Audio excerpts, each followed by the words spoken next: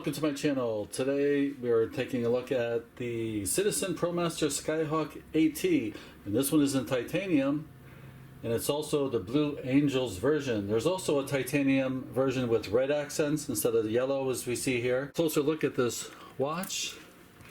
It's just absolutely gorgeous, like most of the Skyhawks are. You see it looks really complicated because it does so much in a small package. For dimensions on the watch, we have a 46mm diameter. If you include the pushers and so forth, then we have closer to 49. 13.5mm thick. The lug to lug is amazing, 48mm, just a hair over 48mm. And we have 50mm right to where the bracelet bends on the inside. So it kind of curves down a little bit on the bracelet, so it makes it very comfortable. We have 22mm from lug to lug, so it's going to fit a wide array of straps, bands, silicone, whatever you want to put on there is going to work very well. 22 is one of the most common sizes you can have for straps. Just a gorgeous dial there. Let's walk around the case first. So as you can tell right away, it sort of looks like a tool watch with a dull satin gray of the titanium coating on a titanium watch. This is all titanium, including the bracelet. Okay, let's move this out of the way. It's got a nice push button clasp. And disappointingly, it only has 2 micro adjust holes. But I never had to adjust it, so I guess it's doing pretty well. And then it has full-size links all the way. I removed 4 links to fit my 7.5-inch wrist, so this will handle, if I had to guess, almost up to an 8.5-inch wrist, 8.25 to 8.5, because I took 4 links out. With the links removed, and here is the claim to fame, or the reason why I bought this titanium version, is because of the lightweight. The steel versions are awesome. If you want to see full reviews of this watch, of the of the AT series of watches, I have 2 full reviews, a full black version in steel and also a Blue Angels version in steel on that blue leather strap. But this one here is going to be a quicker review, just an overview on this titanium version, especially the weight. So this is coming in at only 3.9 ounces instead of the 6 ounces of the steel version on the bracelet. The strap version on the steel is 3.9, and this one is 3.9 with a full titanium bracelet. And if this goes on a leather or a silicone strap or something like that, it's going to be more like 3 ounces instead of under 4 ounces. This is going to be about 4.2 ounces if you have an 8.5-inch wrist with all the links in it. Now this bracelet is really very nice. It's very comfortable. It has very articulating links, as you can see. When you see this going on like this, then you know it's going to be a very comfortable bracelet, as long as it's not catching your hairs or something, which this one doesn't. So there's a beautiful play on the light of the polished center links, and we have satin along the sides and on the edges here, and the satin is going to match the mostly satin case, but we do have polishing on these flats in the corners. These very angular lugs you see on the newest generation of the Skyhawks. The other ones were rounder and much longer. It was a beast of a watch, the previous version of this. So this is a really nice version. This one also, they started making it with that really cool military stencil Arabic numbers at the 3, 6, and 9. And we have nice loomed indices as well as the Arabics all the way around. And we have that nice pilot's type indices at 12 o'clock, because this is indeed an aviation or a pilot's watch. This bezel here is also titanium, and this is unidirectional because it's not a timing bezel like a diving watch, but it is a calculating slide rule bezel, so you can calculate conversions from pounds to kilograms, for instance, or distance, fuel versus distance in miles, whatever you're measuring on the aircraft. Most people don't learn how to do the slide rule because it's complicated, and once you learn it, like I do, a couple times you forget it again, if you don't use it all the time. Also, if we take a really good look at it, you can see that it's very minuscule and really difficult to see. Unless you have good eyes or good glasses, then you're perfectly fine. Otherwise, everything is very visible on that dial. Let me take a look at the back before I forget. This has the icon or motif for the Blue Angels Air Team. You can see them flying across the sky right there. Now this is made out of hard plastic, I discovered, or something like that, epoxy or something, because I thought it was glass because it makes a glassy sound, but it became scuffed up and scratched from this rubbing against it here. Sooner or later that's going to happen. That doesn't happen in my leather version with a leather strap, but that's okay. It still looks fantastic here. We're going to see on the back it also says sapphire crystal. This is a pressed back, not a locked back. You see that on a lot of the large Citizen watches. It says sapphire crystal. That's right. This is a sapphire crystal on this titanium watch. Not only that, but the steel versions now with this generation also have sapphire crystals with an anti-reflective coating. So that's a really nice upgrade to this newest generation. And then of course this is solar, and it also atomic time. This is a Skyhawk A-T for atomic time. In the old days, I've been around these for a long time, the original Skyhawks, A-T meant advanced technology, but I think they've gone with atomic time moniker now.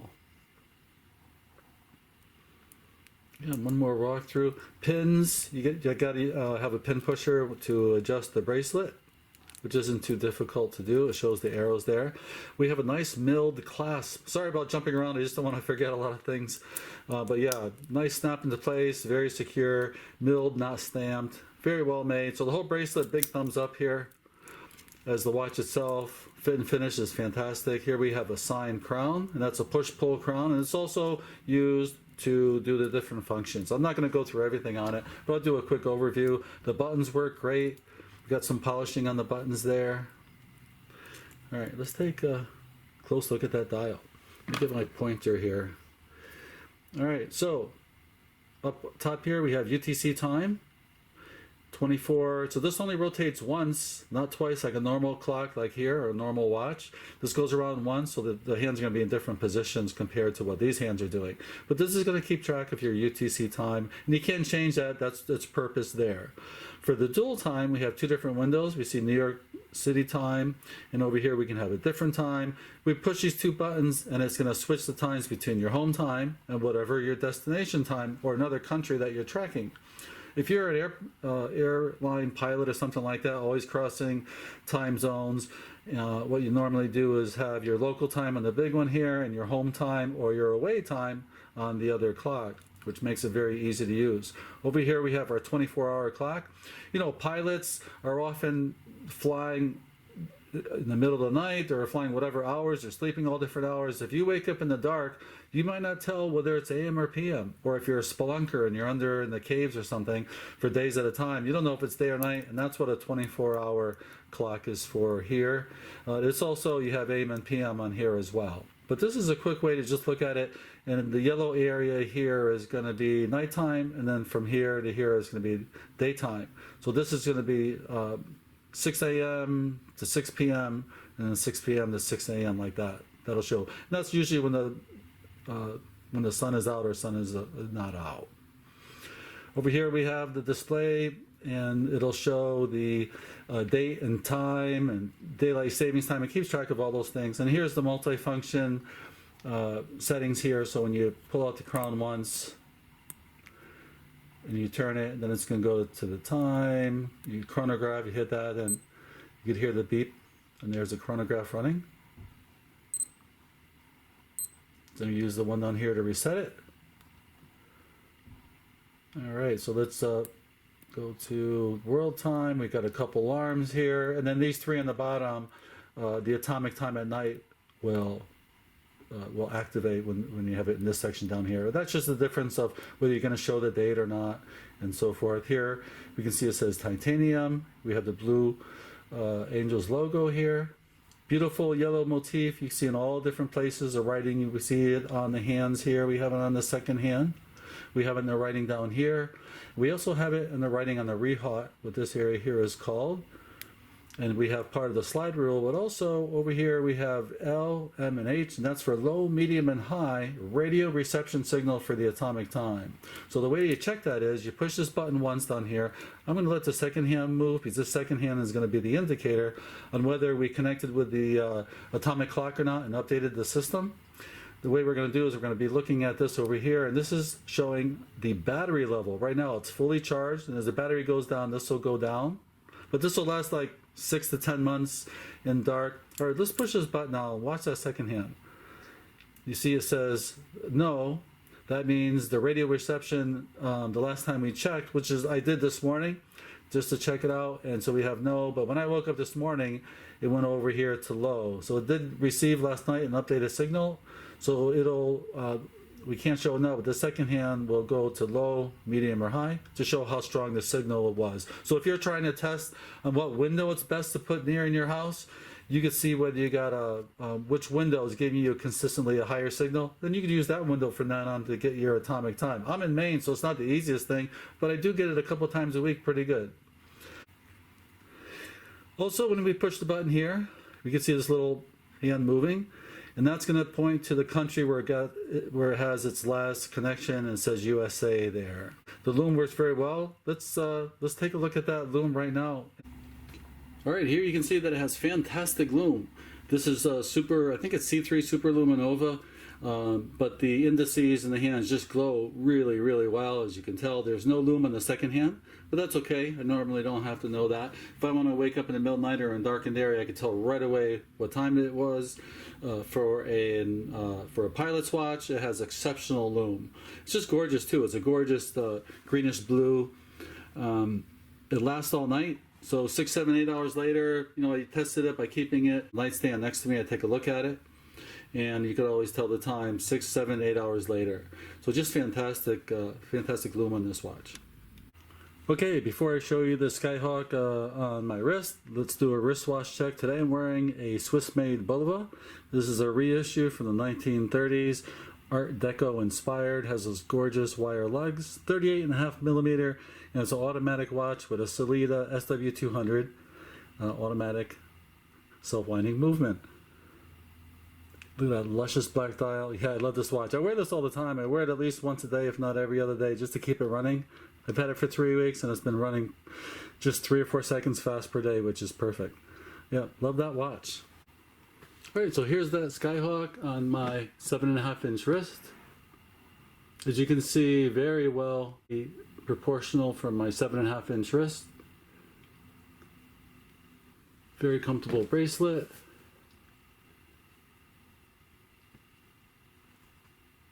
And I do have that 2-section micro adjust in case it gets too tight or too loose. We can adjust that. But yeah, there it is on the wrist. Very comfortable. Looks very nice. Fits under the cuff fine. Yeah, love this watch. All right, so here's the sound of the alarm. Yeah, pretty good beep from the alarm or the countdown timer. They all have that beep, so it sounds pretty good. I want to mention also that the warranty on these are 5 years, which is pretty exceptional. And if you register the watch online with the details of where you bought it and so forth and the date, you're going to get a 6-year warranty. So that's really good. Well, that about wraps it up for my review of the Promaster Skyhawk by Citizen. This is the Blue Angels version. Thanks so much for watching. Please like and subscribe, and we'll catch you next time here on Wristwatch Obsession. Take care.